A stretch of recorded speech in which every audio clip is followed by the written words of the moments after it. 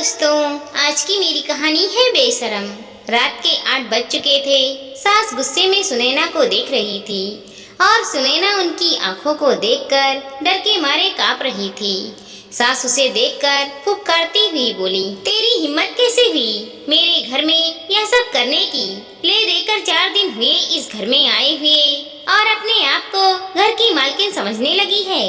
आने दे आज मेरे बेटे को, आज तेरी खैर नहीं। हाथ पैर ना तुड़वा दिए तो मेरा नाम भी जानकी नहीं। आज न जाने क्या होने वाला है। सास जितनी निर्दयी है, अपने बेटे को भी उसी तरह निर्दयी बना रखा है।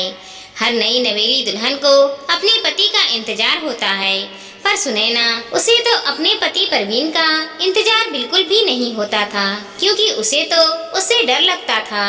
मन ही मन मन्नतें मांग रही थी कि आज पति घर ही ना आए, लेकिन जब तक पति घर नहीं आएगा तब तक सासू माँ उसे खाना भी नहीं देगी। इतनी निर्दयी औरत है कि रसोई को भी ताला लगा कर रखा है। आखिर ऐसा क्या हुआ था कि जानकी जी उसे इस कदर डांट रही थी? और आखिरकार परवीन का ऐसा क्या स्वभाव था कि अभी नई नवेली दुल्हन होने के बावजूद भी सुनैना को अपने पति का बिल्कुल भी इंतजार नहीं था। चलिए जानते हैं सुनैना के बारे में। सुनैना की शादी परवीन से 4 महीने पहले ही हुई थी। माता पिता तो थे नहीं। ग्रेजुएशन पूरा होते ही चाचा चाची ने ही उसकी शादी करवा दी थी और फिर अपनी जिम्मेदारियों की इत्सी कर ली थी। न कोई पग फेरे की रस्म और न ही कोई तीज त्योहार। इधर ससुराल में ले देकर सास जानकी जी, पति परवीन और एक ननद विवाह ही थी जिसकी सगाई हो चुकी थी। छोटा परिवार था। एक प्यारी और शक्तिपूर्ण गृहस्थी का वह सपना संजोए सुनैना इस घर में आई थी। पर सपने तो सपने ही होते हैं, हमेशा सच थोड़ी ना होते हैं। शक्तिपूर्ण गृहस्थी तो सपना ही बनकर रह गई। सुनैना जहाँ 20 साल की, वहीं परवीन पूरे 30 साल का। दोनों की उम्र में पूरे 10 साल का अंतर था। सास जानकी जी सुनैना के लिए 10 नियम कायदे बनाए बैठी थी।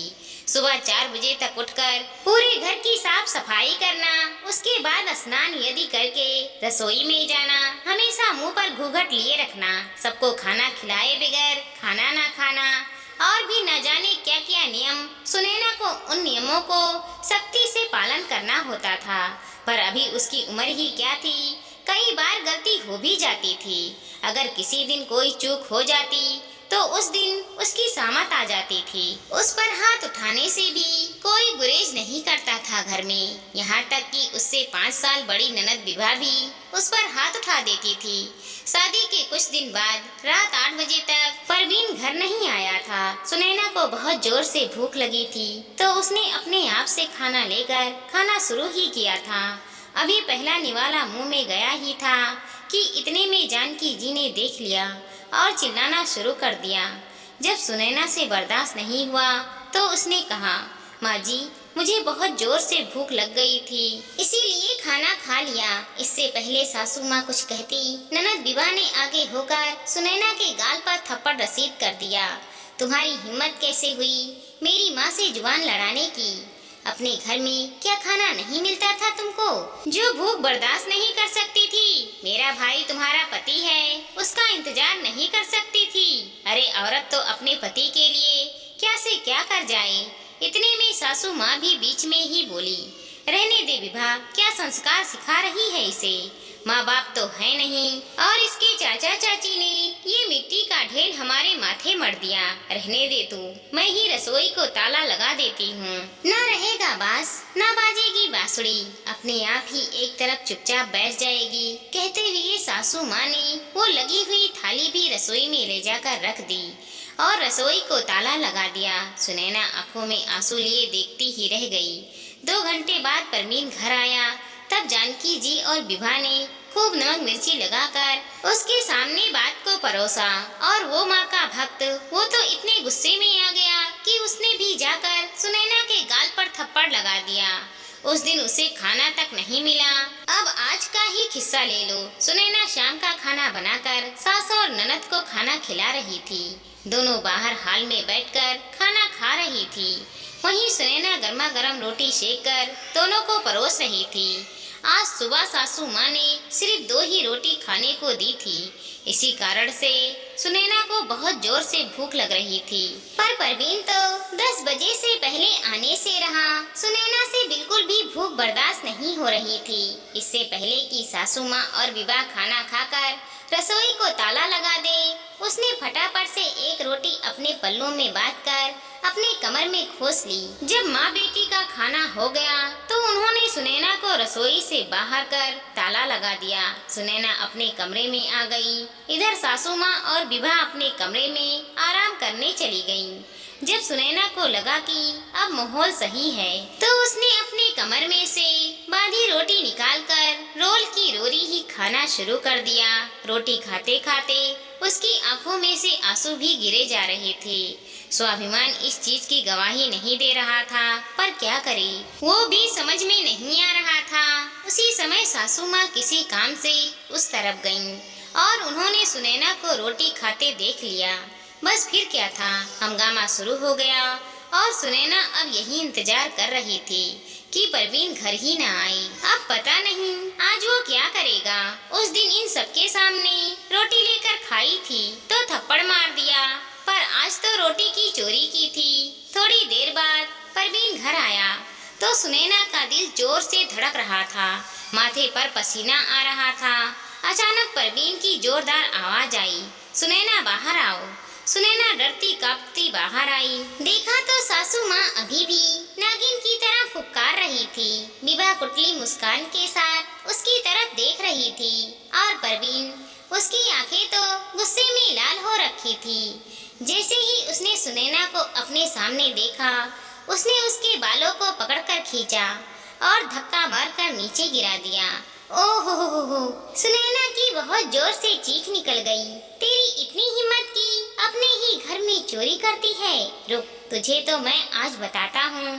कहते कहते परवीन ने अपनी बेल्ट निकाली और सुनैना को मारना शुरू कर दिया। सुनैना हाथ जोड़ती रही, लेकिन ना उस पर तरस आया, ना ही उस घर की औरतों को। आखिर जब परवीन नहीं रुका तो सुनैना उसे धक्का मारकर दौड़ती हुई घर के बाहर निकल गई। अरे पकड़ो इसे, बाहर कहाँ जा रही है? जानकी जी ने कहा तो परवीन ने जवाब दिया, जाने दो माँ, कौन सा उसके मायके वाले बैठे हैं जो उसे घर में बिठा लेंगे, अपने आप ही घूम फिर कर वापस आ जाएगी। तुम तो फटाफट मेरा खाना लगाओ, मुझे बहुत भूख लग रही है। परवीन की बात मानकर जानकी जी ने परवीन का खाना लगा दिया और परवीन खाना खाने बैठ गया, पर सुनैना की सुध-बुध किसी ने नहीं ली। आखिर थोड़ी देर के बाद सुनैना वापस आई। उसे देखकर तीनों कुटली मुस्कान के साथ सामने खड़े हो गए। नगाई वापस आ गई महारानी, क्या हुआ? मायके वालों ने जगह नहीं दी? जानकी जी ने ताना कसा। ये देखकर परवीन ने भी कहा, जब तक मेरे पैर में नाक नहीं रगड़ेगी तब तक घर में नहीं घुसने दूंगा। बड़ी गई थी ना मुझे धक्का मारकर। हाँ भैया, इतनी आसानी से माफ मत करना इसे। अगर अभी माफ कर दिया तो कल को सिर पर चढ़कर नाचेगी। ऐसी लड़कियों का क्या भरोसा? अरे भरोसा तो हमें तुझ पर भी नहीं है। जो अपनी भाभी का सम्मान ना कर पाई, वो हमारे घर का क्या मान बढ़ाएगी। अचानक सुनैना के पीछे से विवाह के होने वाले ससुर जी निकल कर आए। उन्हें देखते ही तीनों के चेहरे की हवाइयाँ उड़ गईं। अरे आप कब आए समधी जी? उसी समय आया था जिस समय आपकी बहू रोड पर बदहवास सी दौड़ रही थी। अच्छा हुआ हमें आप लोगों का चेहरा अभी से पता चल गया, वरना हमारा घर तो बर्बाद हो जाता अगर ऐसी बहू हमारे घर आ जाती। नहीं नहीं, कुछ गलतफहमी है पापा जी, आपको मैं समझाती हूँ, आप अंदर तो आइए। विभा ने कहा तो उनके होने वाले ससुर जी ने कहा, कौन से पापा जी? कैसे पापा जी? माफ करो हमें, हम तो कोई रिश्ता नहीं जोड़ना चाहते। और जो समझाना है ना, वो जो पुलिस वाले खड़े बाहर, उनको समझाओ। अचानक पीछे से पुलिस वाले निकल कर आए। अब तो तीनों में से किसी से कुछ कहते ना बना। उन्हें देखते ही जानकी जी ने अपनी आवाज को नम करते हुए सुनैना से कहा, अरे बहू, इतनी छोटी सी गलतफहमी में कोई पुलिस को बुलाकर लाता है क्या? ऐसी छोटी मोटी परीक्षा तो हर शादीशुदा औरत को अपने घर में देनी ही पड़ती है। आखिर यह तेरा ससुराल है, इसका मान रखना तो तेरी जिम्मेदारी है। माफ करना सासू माँ, मुझे ऐसी कोई परीक्षा देने का शौक नहीं है। शादी थप्पड़ खाने के लिए नहीं की थी मैंने। और यह कैसा ससुराल जहाँ रोटी भी मुझे चुरा कर खानी पड़ी। आपने मुझे कमजोर समझकर रखा है क्या? मेरा मायका नहीं है ना सही, पर कमजोर मैं फिर भी नहीं हूँ। आप संस्कार अपने बच्चों को जेल में बिठा कर देती रहना। आखिरकार पुलिस तीनों को अरेस्ट करके अपने साथ ले गई। विवाह के ससुराल वालों ने रिश्ता करने से मना कर दिया और सुनैना को एक स्वयंसेवी संस्था ने आगे बढ़ने का मौका दिया, जहां वो संस्था के साथ मिलकर लोगों के घरेलू हिंसा के प्रति जागरूक करती थी। उसने अब एक नई शुरुआत की थी। दोस्तों, हमारी इस छोटी सी कहानी को लाइक करें, शेयर करें और चैनल पर नए हैं तो सब्सक्राइब करें। साथ ही साथ मिलते हैं अगले वीडियो के साथ। तब तक के लिए धन्यवाद दोस्तों।